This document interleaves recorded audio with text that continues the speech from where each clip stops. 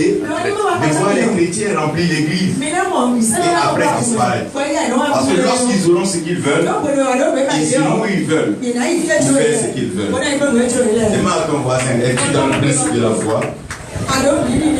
Celui qui a la foi, il verra la main de Dieu. Parce que sans la foi, il est impossible d'être agréable à Dieu. Parce que Dieu est l'Éternel des armées. Maintenant dans l'armée, il ne peut pas tendre la main à son supérieur. Ça veut dire qu'il ne peut pas tendre la main au colonel. Mais il colonel en obéissant et le colonel la main. Donc aucun homme ne peut tendre la main à Dieu s'il n'a pas la caution de quelqu'un. On appelle la parole. Et comme Dieu a élevé sa parole au-dessus, devient la foi.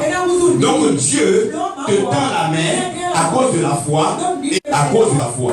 C'est pour ça que Jésus pouvait dire, c'est la foi qui t'a sauvé aux hommes.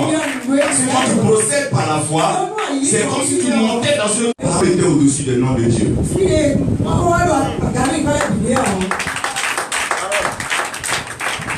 Mais il y a une chose de voir la main de Dieu. Si tu as vu la main de quelqu'un, est-ce que tu peux reconnaître ta personne demain? Si tu as vu ma main, si tu me vois demain, est-ce que tu peux me reconnaître? Parce que la main n'est pas une identité. Mais la main peut être utilisée pour montrer ou identifier quelque chose.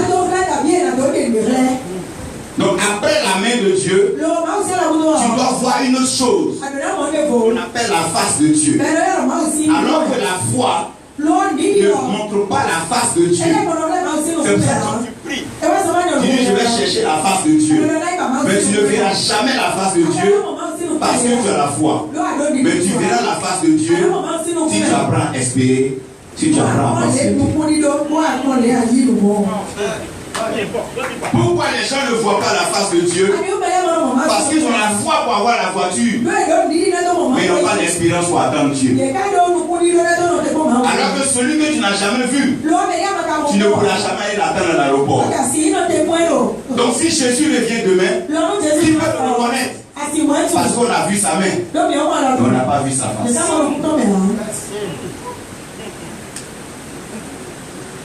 Si quelqu'un te donne toujours de l'argent, que tu n'as jamais vu sa face, le jour où il vient, comment tu vas le reconnaître?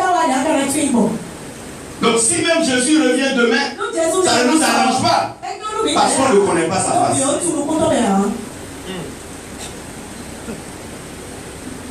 Regarde ton frère, c'est bien de chercher le matériel. Sa face. C'est pour ça que quand tu prends le passeport de quelqu'un, ou la carte d'identité de quelqu'un, bien qu'il y ait l'empreinte du doigt, on mettra toujours ta photo dessus, parce que sans ta face, on ne peut pas te reconnaître. Donc l'identité d'un enfant de Dieu, ce n'est pas quand il a vu la main de Dieu, mais c'est quand il a vu la face de Dieu. Donc comme Dieu veut que seuls les patients voient sa face, il dresse un voile entre le lieu saint et le lieu très saint, et Dieu cache sa face. Parce que c'est un plaisir de cacher les choses.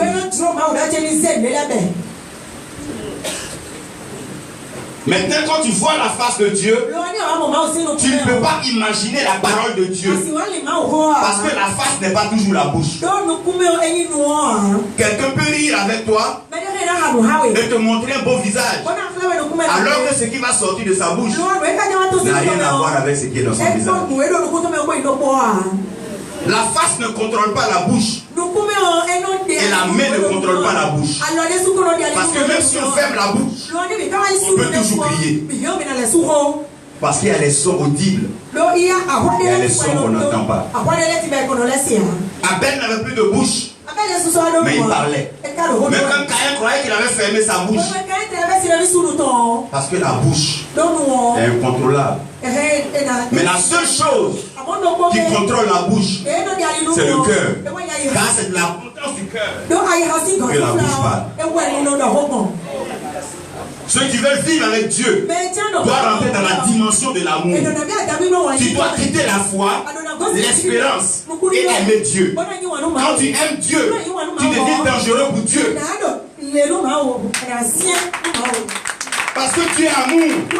Quand tu deviens amour, c'est que vous êtes ensemble. Qui aime qui plus que qui? Et Dieu dit, tu as aimé le premier. Parce qu'il a peur que tu l'aimes le premier. Parce que le premier risque d'être le dernier quelque part. C'est dans l'amour qu'il y a une concurrence avec Dieu. Quand tu aimes Dieu, Jésus dit le disciple que j'aime. Et si il ne meurt pas, l'amour entend quand la bouche ne parle pas.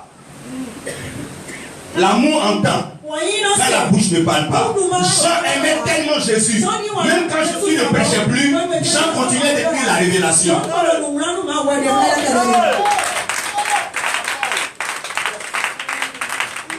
Demande à ton frère, est-ce que tu aimes Dieu? Le problème à l'église, c'est que les gens n'aiment pas Dieu. Si on a oublié de les mettre sous jeûne, on a oublié de les donner, c'est parce qu'ils n'aiment pas Dieu. Ce qu'ils aiment là, on ne les exhorte pas, ils font tous les jours. Demande à ton voisin, est-ce que tu aimes Dieu? Non, pas comme ça. Parle-lui bien. Si vous avez honte de la botte, allez-y dehors et changez d'abord. Demande-lui bien, est-ce que tu aimes Dieu? Demande-lui qu'est-ce qui t'a amené ce soir. Est-ce parce que tu as un problème que tu veux qu'on t'écarte? Ou bien tu veux toucher au cœur de Dieu? Regardez Jean. Il ne cherche pas à faire un miracle. Mais il met sa tête sur la poitrine de Jésus. Parce qu'il sait une chose. Même quand tout le corps dort, le cœur continue de battre. Même quand les yeux se ferment, le cœur continue de battre. Même quand la bouche ne parle pas, le cœur continue de battre. Même quand les pieds sont paralysés, le cœur continue de battre. Dieu va faire battre le cœur de tes ennemis aujourd'hui. Il va faire battre le cœur.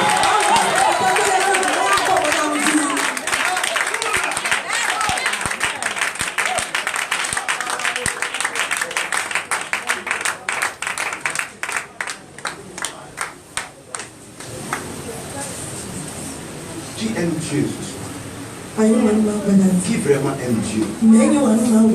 Qui est sûr qu'il aime Dieu? Toi, balance tes mains, dis Père, je t'aime.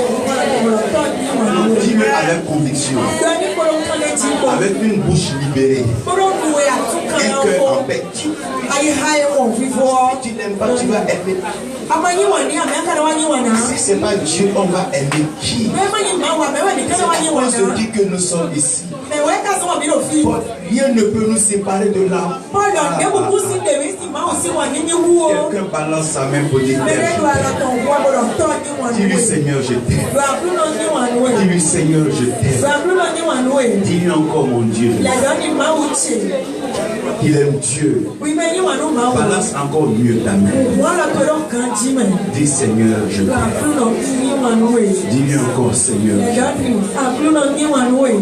Puisque vous aimez Dieu, le Seigneur m'a envoyé vous dire qu'à partir d'aujourd'hui, il déclenche une opération. Et cette opération-là, c'est le progrès systématique.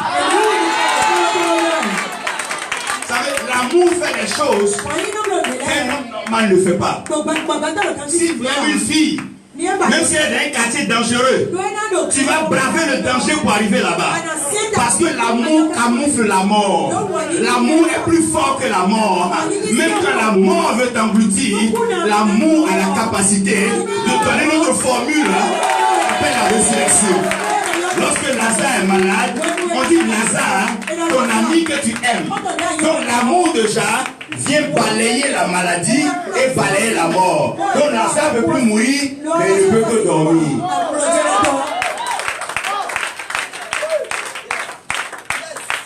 On ne tue jamais ce qu'on aime. Parce qu'on ne sera jamais consolé. Dieu va te faire progresser aujourd'hui. Et l'amour, l'amour contrôle tout. Lorsque j'ai commencé à lire la Bible, j'ai compris qu'au commencement, Dieu créa le ciel et la terre. Mais avant de créer le ciel et avant de créer la terre, Puisqu'il a créé le ciel et il a créé la terre. Avant de créer le ciel et avant de créer la terre, Dieu habitait où? Demande à ton voisin, il habitait où?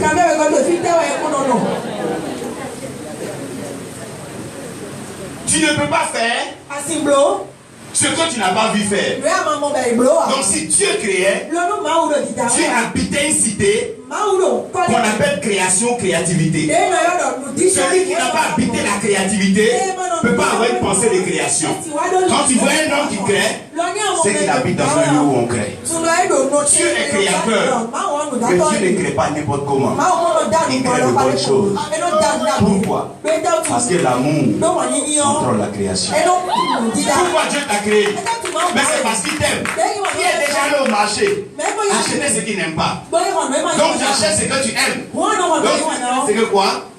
Il crée ce qu'il aime. Il y a ton frère, il m'a créé parce qu'il m'aime. Il m'a créé parce qu'il m'aime. Et lorsque tu es en train de créer, Dieu crée le ciel et la terre. Je n'aurai pas là le temps pour vous expliquer comment le ciel et la terre étaient créés pour les Genèse 1. Mais je vais vous montrer une chose. Lorsque Dieu va créer, il va donner une fonction à chacun. Donc la fonction de Satan, il sera Lucifer.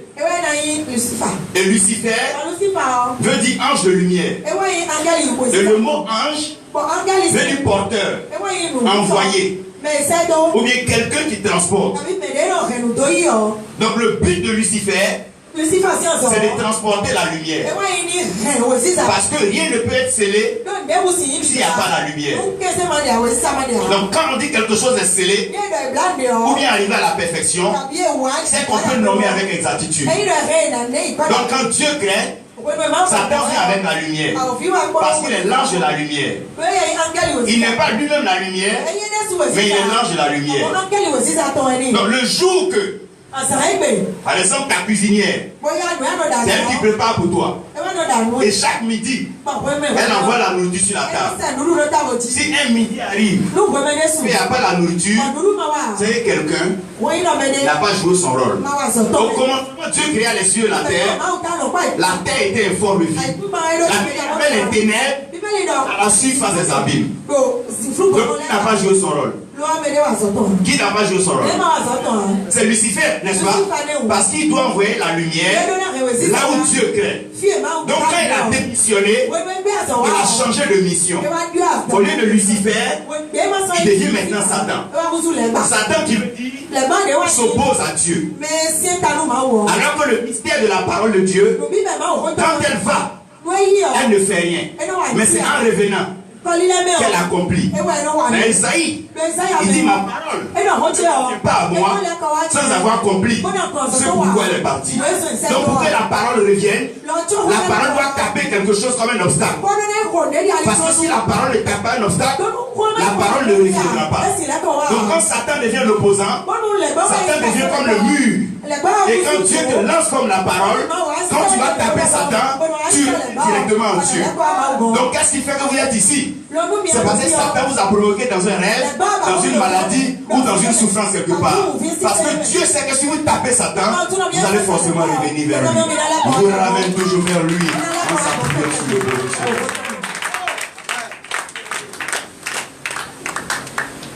Et comme Dieu veut que vous progressez, il va commencer à placer le dispositif du progrès. Prenez avec moi Genèse 1, 27, 28. Si vous avez cela, quelqu'un va nous lire ça. Quelques minutes, je vais vous montrer quelque chose. Et cela va modifier votre foi et votre vie. Quelqu'un a déjà trouvé cela. Il peut nous aider à lire. Une autre personne va prendre Jean 1, verset 12. Et quelqu'un gardera Ecclésiaste 3, verset 15.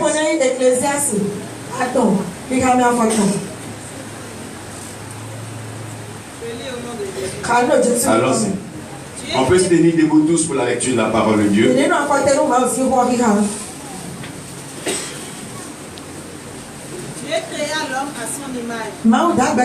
Dis à ton voisin, Dieu créa l'homme à son image. Il le créa à l'image de Dieu. Il le créa à l'image de Dieu. Il créa l'homme et la femme. Il créa l'homme et la femme. Dieu les bénit. Dieu les bénit. Souligne cela. Dieu les bénit. Et dis à ton voisin, l'amour bénit toujours. L'amour ne maudit jamais. L'amour bénit toujours. Oui. Et Dieu leur dit, soyez féconds, multipliez, remplissez la terre et assujettissez. Et dominez sur les poissons. Et dominez sur les poissons. Dis à ton voisin les poissons. Et dominer sur quoi? Sur les oiseaux du ciel. Sur les oiseaux du ciel. Et sur tout animal qui se meurt sur la terre. Et tout animal qui se meurt à la surface de la terre. Jean 1:12.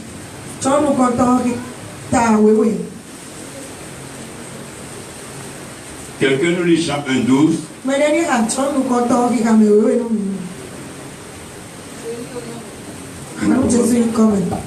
à tous ceux qui l'ont reçu. Mais à tous ceux qui l'ont reçu. À ceux qui croient en son nom. Elle a donné le pouvoir de devenir enfant de Dieu. Dis à ton voisin le pouvoir de devenir. Dis lui encore le pouvoir de devenir. Dis-lui encore le pouvoir de devenir. Enfant de Dieu. Dis-lui encore enfant de Dieu. Ecclésiaste 3, verset 15. Ecclésiaste 3,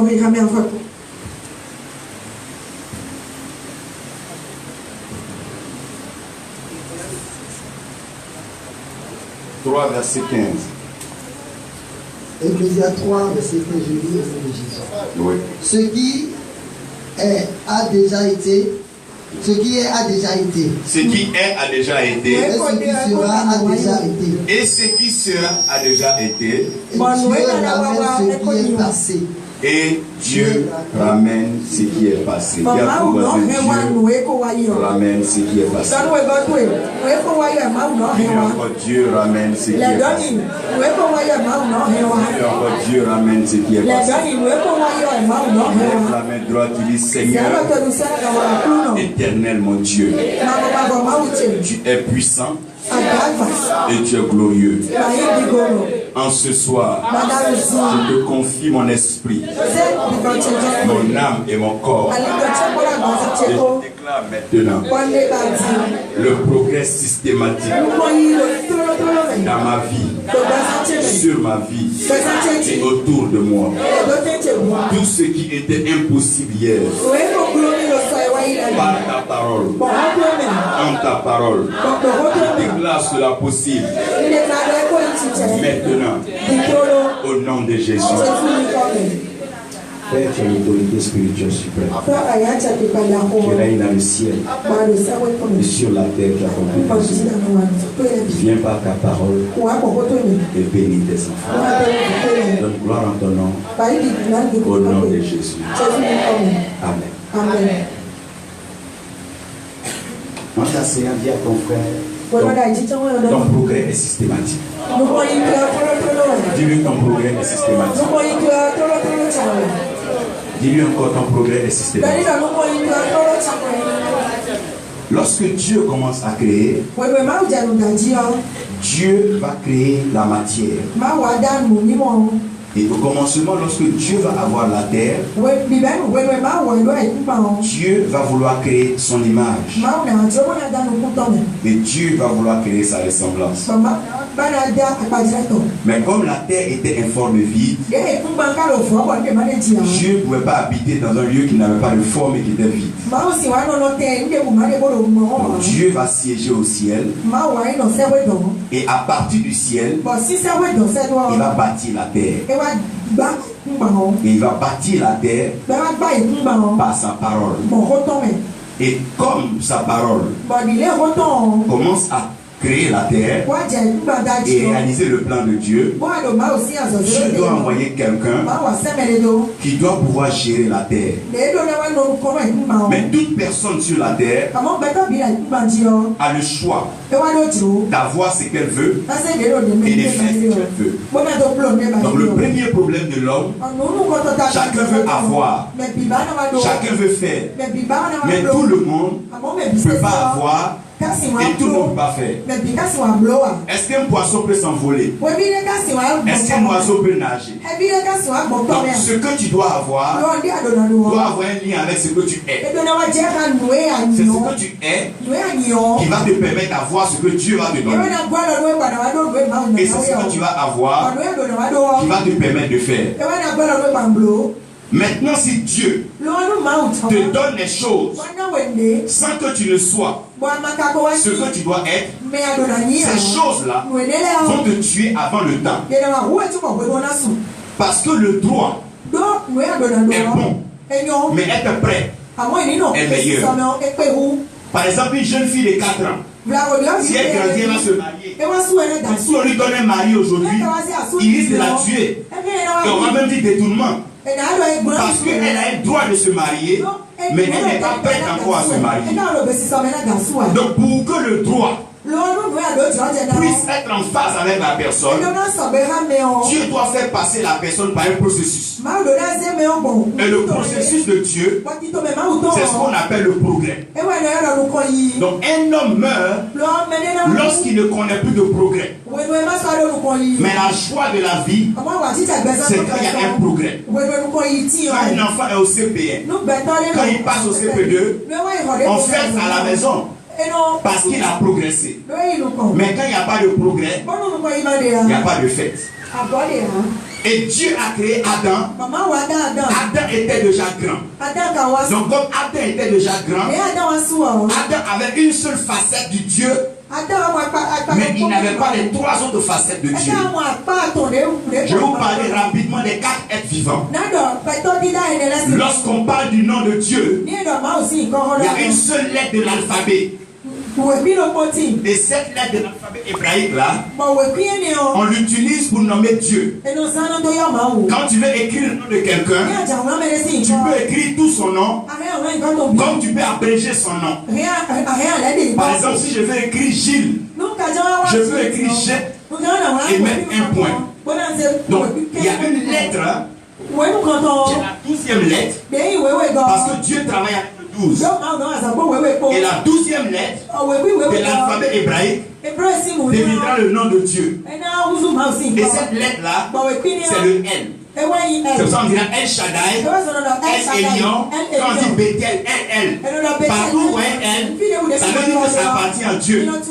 Ou c'est Dieu. Quand on dit Eli, c'est la même chose là. Donc, ce L-là s'interprète 4 fois dans la vie. Si tu ne l'interprètes pas les 4 fois, tu ne peux pas vivre heureux. Donc, la première interprétation de ce L-là, la petite fille peut venir.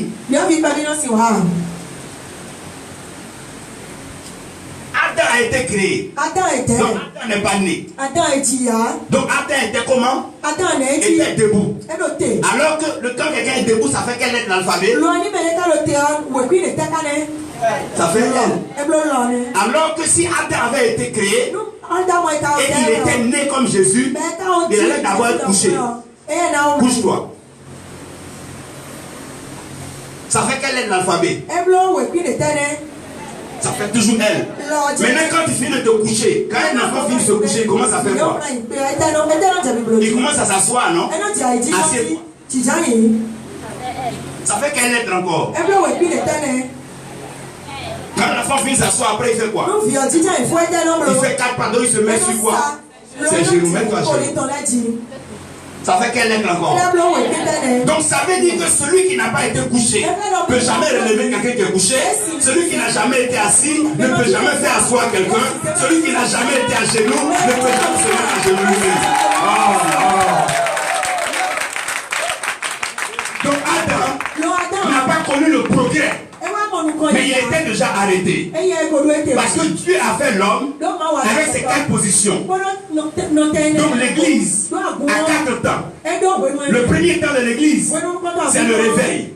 Si quelqu'un t'a mis à terre, dis-lui que tu n'es pas encore mort et que tu dors. Et après chaque sommeil, il y a un réveil spirituel. Le réveil va se lever dans le bénin. Il y aura un réveil spirituel. Les filles et les fils seront placés par la puissance de Dieu. Il y aura un réveil spirituel. Une femme qui va embrasser les nations. Je parle de réveil. Dans le principe spirituel, un homme qui dort, c'est à lui ce que Dieu donne un rêve.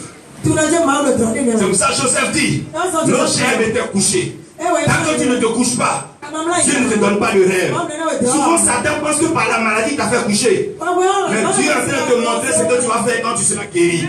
Parce que c'est dans le sommeil qu'on parle mieux. Quand Dieu veut produire un réveil, il se sert du sommeil. Quand il voulait créer Ève, il a fait dormir Adam. Quand Dieu te met dans un sommeil, comme lui ne dort jamais, il a le temps de mieux te travailler. Oh mon Dieu. Dieu va te travailler. Ton frère va te travailler. Maintenant la position assise, c'est la position de la restauration. C'est parce que les enfants de Dieu ne s'asseyent pas dans la parole qui ne sont pas restaurés.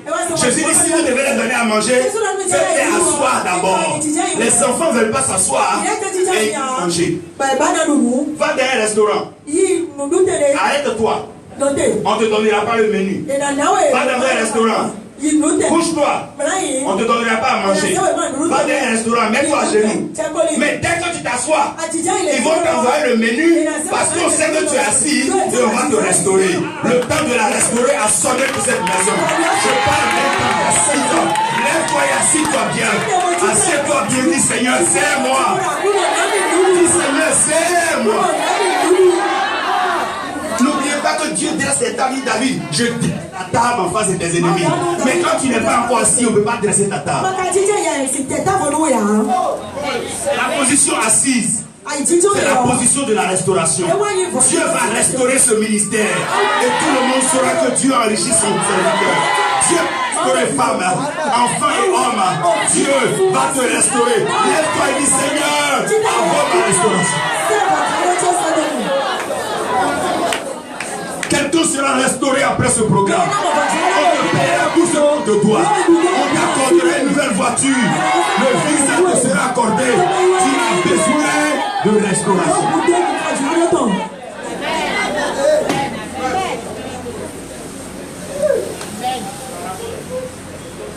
Après la position assise, la troisième position, c'est la position à genoux. On appelle ça la position du règne.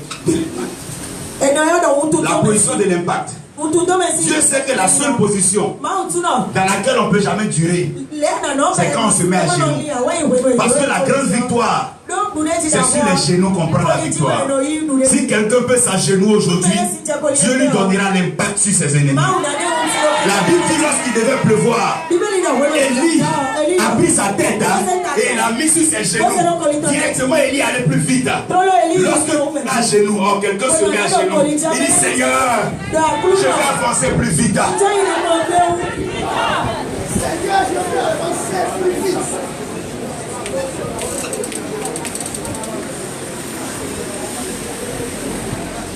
La Bible dit que tout genou fléchira. Quoi qui fléchira? Tout genou fléchira. Et toute langue confessera que Jésus-Christ est Seigneur. Pendant que tu as fléchi genou maintenant,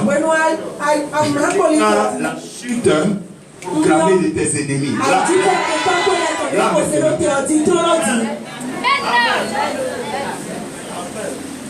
c'est la position de l'impact. Le jour où tu donnes tes ennemis, il va te mettre à genoux. Parce que quand tu es à genoux, tu n'as pas ta taille normale. Ça veut dire que tu as été humilié. Et tu n'es pas dans un confort. Ça veut dire qu'il t'a mis dans un désert spirituel. Lève-toi et dis je reçois l'impact spirituel. L'impact du progrès.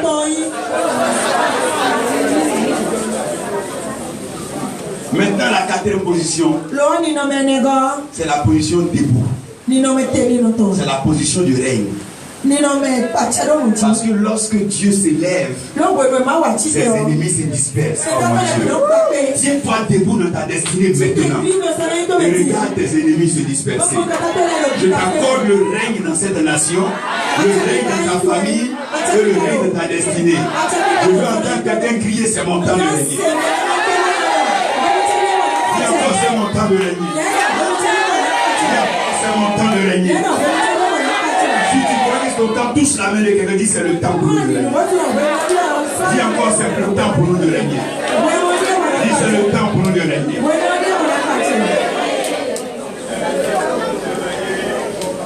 Asseyez-vous que je parte finir rapidement.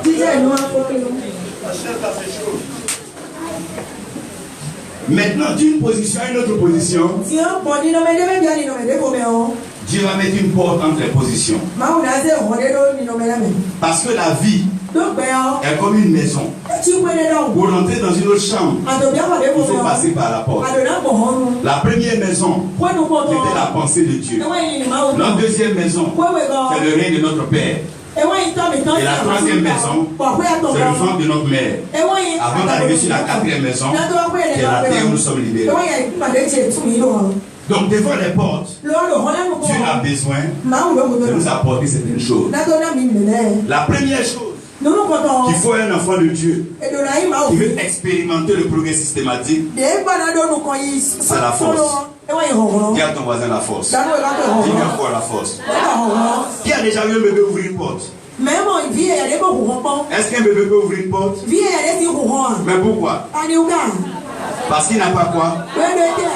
Celui qui n'a pas de force ne pourra jamais ouvrir de porte. C'est pour ça que la Bible dit que le faible dise: je suis fort. Je suis venu ce soir te charger par la force du Saint-Esprit. Et les portes qui sont devant toi vont s'ouvrir aujourd'hui. Les portes les plus secrètes vont s'ouvrir. Commence à pousser devant toi. Pousse devant toi. Pousse la porte. La porte va s'ouvrir. Pousse la porte. Pousse la porte. Pousse la porte. Pousse-la. Pousse-la. Pousse-la. Pousse-la. Elle va s'ouvrir. Pousse-la. Pousse. Pousse encore. Pousse encore. Elle va s'ouvrir. Regardez bien. Quand une femme s'en va à la maternité, les sages-femmes là, elles ne poussent pas avec elle. Elle dit: madame, il faut pousser. Ça veut dire aujourd'hui, c'est pas la porte qui va pousser, c'est pas le prophète qui va pousser. Toi-même commence à pousser. Regarde les portes devant toi, en train de bouger. Pousse la porte. Pousse la porte de la pauvreté. Pousse la porte du Seigneur. Pousse la porte. Pousse-la. Pousse-la.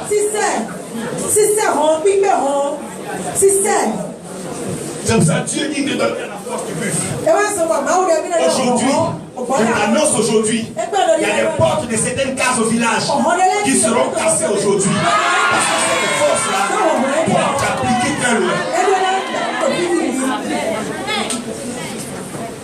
Dans les portes de la vie, il y a des portes qui respectent la force. Tant que tu n'as pas la force, la porte ne va jamais s'ouvrir. Il y a des ennemis avec qui on ne dialogue jamais. Parce qu'ils ne comprennent pas le langage. Donc la seule façon, c'est d'utiliser la force. Ta force, c'est la Néhémie dit: la joie de l'Éternel, c'est ça qui est ma force. Donc ma joie, c'est la force de l'Éternel. Donc chaque fois que tu es en joie, tu donnes la force à l'Éternel. Il dit: soyez toujours joyeux et priez sans cesse. Commence à sourire à ton voisin. Dis-lui: on va progresser. Dis: on va progresser. Il dit: même s'il y a un embouteillage, on va pousser. Parce qu'on va progresser.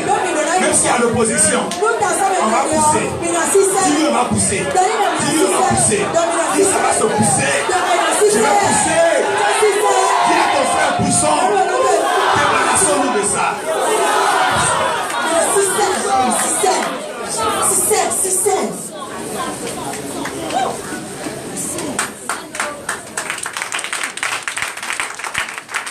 La première des choses que Dieu te donne, C'est la force. Mais vous allez comprendre que c'est pas partout que la force peut servir. Il y a des choses qu'on ne fait pas avec une force.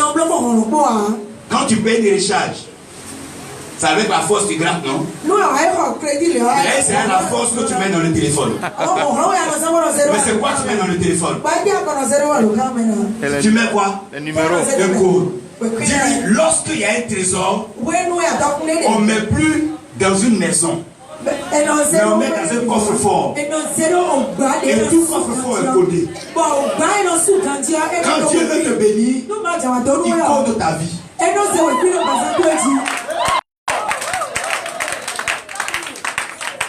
Parce que quand tu veux vraiment te bénir, il te met là où personne ne peut encore te bénir. C'est ce qui est impossible aux hommes. C'est possible à Dieu. Et quand Dieu veut te faire du bien, il commence à te faire du mal. Parce que Dieu aime les larmes.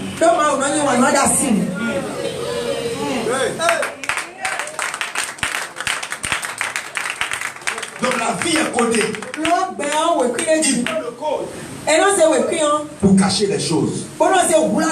Esaïe a dit, la Vierge enfantera. On appellera l'enfant Emmanuel. Donc Hérode cherchait tous les Emmanuel. Si l'enfant allait naître. Avant la grossesse, Gabriel vient. Il dit à Marie, l'enfant, vous l'appellerez Jésus. Quand Dieu veut te bénir, il te cache. Parce que s'il ne te cache pas, tes ennemis vont te voir trop faible et ils vont te tuer avant ton temps. Donc Dieu te cache et il te cache avec son manteau. Donc pendant que les ennemis pensent que tu es mort, il ouvre un peu pour voir si tu es là. Oh mon Dieu. Quand tu penses que tu vas mourir, il glisse une parole prophétique. Il dit que tu seras prospère. Pendant qu'il t'a caché dans la pauvreté, tu n'arrives même pas à manger. Il glisse une parole, il dit tu vas payer l'avion. Seigneur. Pendant que tu n'es même pas encore marié, il te glisse une parole. Tu auras des jumeaux et ton mari sera prospère. Oh Dieu, il te cache pour pouvoir te parler. Quand tu veux parler à une femme, ne lui parle pas dans le marché. Ne lui parle pas en public. Cache-la et parle-lui. L'amour aime les cachettes.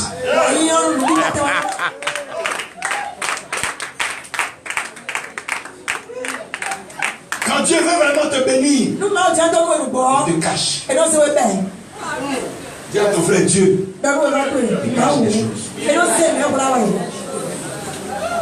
Pourquoi nous avons une parole quand tu peux nous donner les choses en même temps? Toute vie est codée. Il n'y a pas une vie qui n'est pas codée. Et le code de ta vie, c'est seulement Dieu qui a ça. Et c'est lui qui peut ouvrir pour aller regarder un peu dedans. Le diable voit ce que tu subis, mais il ne voit pas le code. Parce que personne ne voit ta vie. Parce que votre vie est dans le souffle. La Bible dit que Dieu a soufflé en l'homme le souffle de vie. Qui a déjà vu le souffle depuis les nés? Parce que ta vie est dans le souffle. Et le souffle est invisible. Dieu cache ta vie.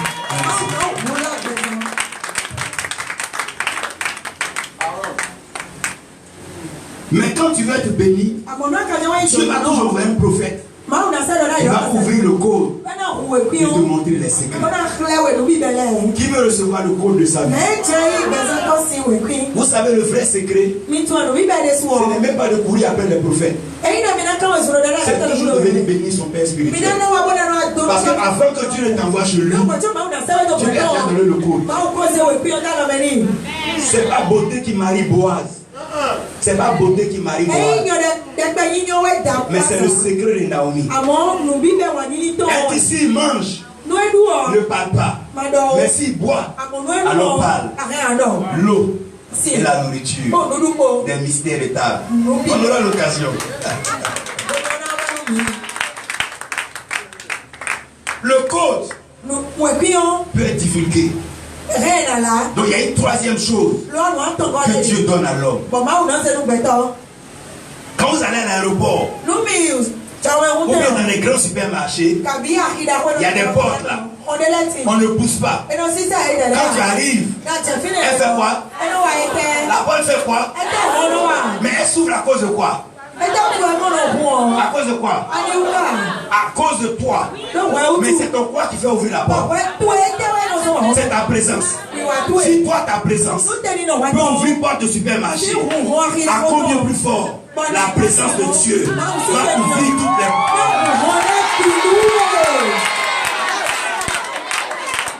Dis à ta soeur, reste dans la présence de Dieu. Dis à ton frère, reste dans la présence de Dieu. Laisse-le courir. Reste dans la.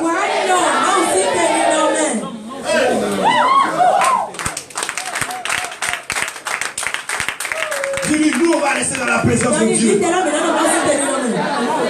Si le diable t'envoie un message, il ne va pas retirer le colis. Reste dans la présence de Dieu. Dis à ta soeur, cette année, on va rester dans la présence de Dieu. En ce jour, on va rester dans la présence de Dieu. Regarde quelqu'un, dis-lui, reste dans la présence de Dieu.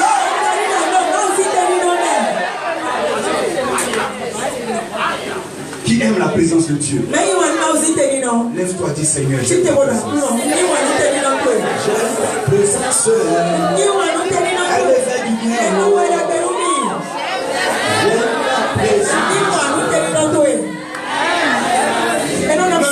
je vous demande pas de quitter. Laissez-moi finir ce message. Laissez-vous qu'on se parle un peu. Laissez-vous qu'on se parle un peu. J'ai 5 minutes pour aller.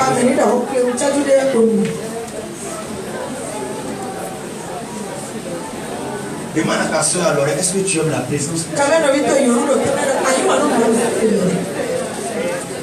Parce que demain je vais commencer à voir certains mystères. Mais là, laissez-moi déposer la quatrième chose. C'est la porte la plus mystérieuse de la vie. Même quand tu as la force, elle ne te respecte pas. Parce qu'il y a des gens forts qui sont morts. Il y a des gens gros qui sont morts. Parce que cette porte-là ne respecte pas la force. Il y a des gens qui ont eu le code. Qui ont même eu le secret. Mais cette porte ne les a pas respectés. C'est une porte qui a frustré, qui a humilié les grands. C'est une porte qui est terrible. Et même quand tu es dans la présence de Dieu, cette porte-là fait semblant. Elle fait comme si elle ne te voit pas. Tu pleures devant Dieu. Mais cette porte-là, elle ne t'écoute pas. Tu cries devant les anges. Mais cette porte-là, elle ne te regarde pas. Cette porte, c'est la porte avec laquelle Dieu fait le progrès. Quand j'étais petit, je voulais avoir la barbe. Donc chaque jour, je regardais mon oncle. Je pensais que si je collais mon menton en son menton, comme ça un peu le barbe va toucher ma barbe. Je collais mon menton en son menton. Lui, sa barbe ne fait que pousser. Mon menton est très lisse. Après, il m'a dit on prend feuille de papillon. J'ai fait que rien n'est venu. Parce que la porte du programme, c'est la porte du temps. Quand le temps d'une chose n'est pas encore arrivé, tu vas beau faire, cette chose ne va jamais venir à toi. Parce que si elle vient avant son temps, elle va te faire partir avant ton temps. Ce qui vient avant son temps te fait partir. Tout ce qui est prématuré, débute de façon précoce. Ce qui n'est pas mûr, ne peut pas nourrir.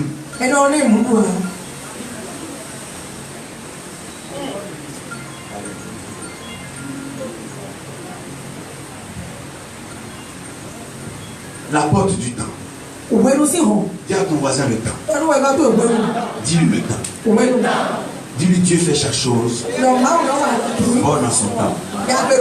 La première des choses, quand Dieu prend le temps, Dieu fait une chose qu'on appelle le rythme. Dis à ton voisin le rythme.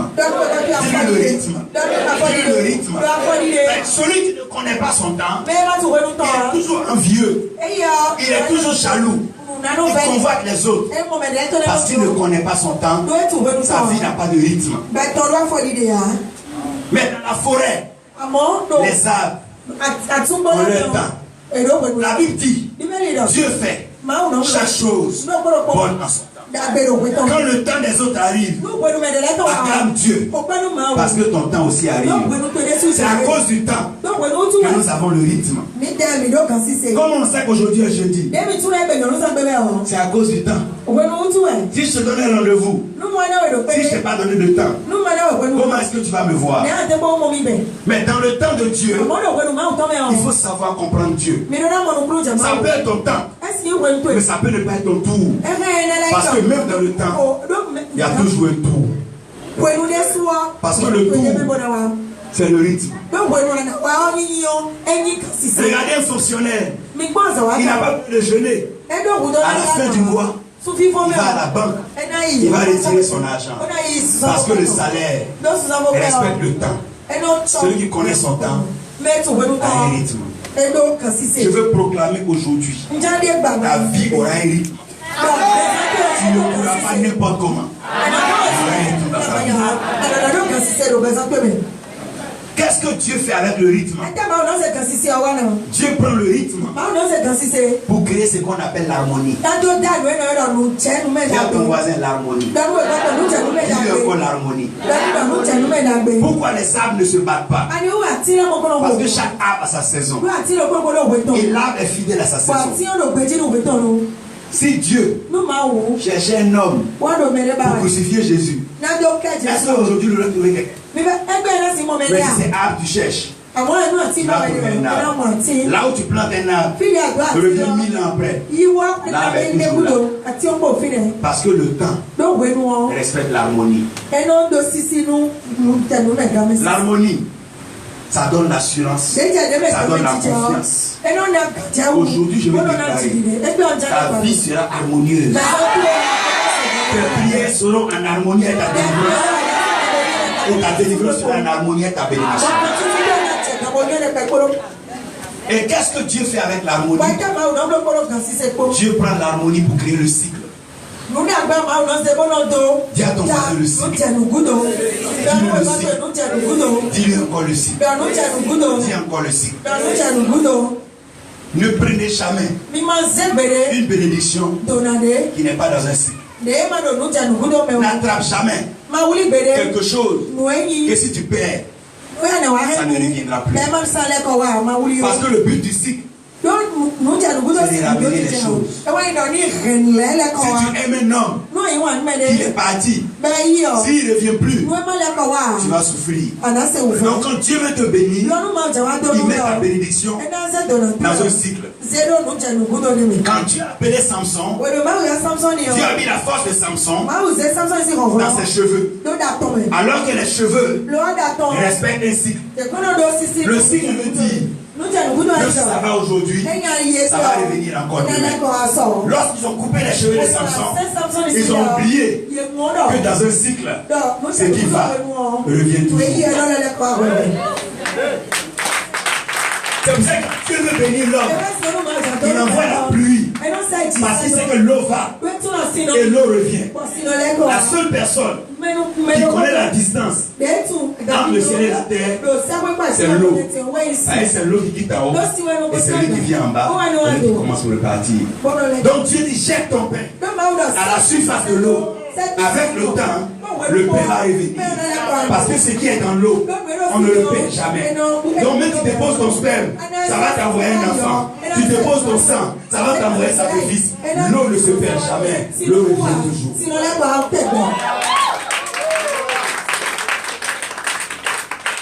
C'est quand Jésus a Lazare, il n'avait pas d'eau.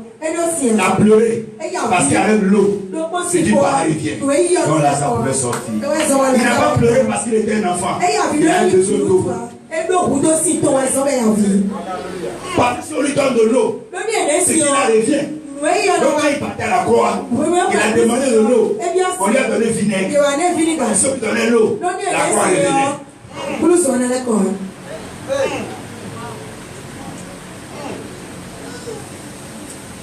Le cycle de la bénédiction systématique.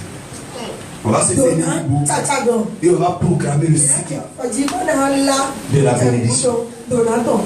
On va proclamer le cycle de la bénédiction. Nous avons juste 3 minutes pour prier et on va terminer. On est déjà à 21h10, c'est pas normal. La 21h va arrêter ça. Commencez à prier le Seigneur. Déclare que la force vient en toi. Commence à prier le Seigneur. Je vais jouer un peu le piano là. Quelqu'un me joue un peu le piano. Déclare la force de Dieu. Déclare la force de Dieu. Déclare la force de Dieu. Déclare la force de Dieu. Qui me joue un peu là, le piano.